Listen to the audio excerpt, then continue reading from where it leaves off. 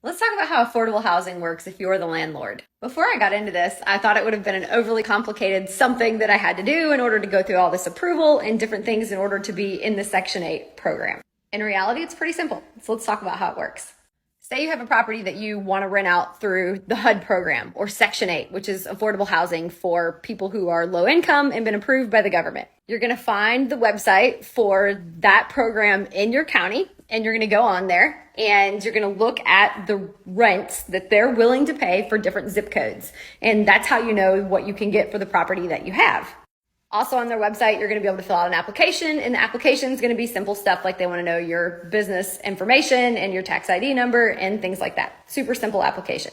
Then you're going to list the property that you want to rent out. Sometimes those places have their own websites. Sometimes you'll put it on Facebook Marketplace, sometimes apartments.com, and you simply say that you're willing to accept a voucher. Get phone calls and emails from people who say that they have a voucher, which means they've been through that Section 8 program, the affordable housing program, and they've been given a voucher.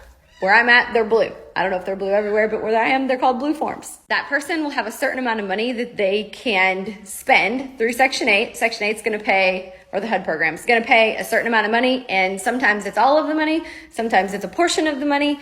That's going to be different for every person depending on their financial. So let's assume that the place that you're renting out is the same amount of money that they're able to spend. You and them both will sign that blue form. They take it back to the HUD program, and you will be contacted by their inspector. Before they can move in and before the lease is signed, a inspector will have to go through and make sure that the property passes inspection. It's very simple things like, is there a screen? Do you have bedrooms? Like, do the bedrooms have doors?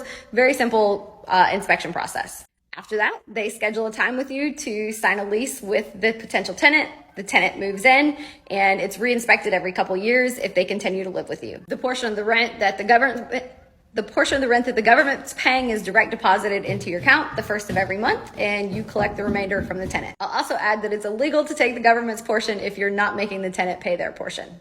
I do still run background checks on these tenants just to make sure that it's okay for them to live in the property with my other tenants and keep everybody safe. This is standard across all my properties. I always run a background check regardless of where the tenant's coming from. Let me know what questions you have.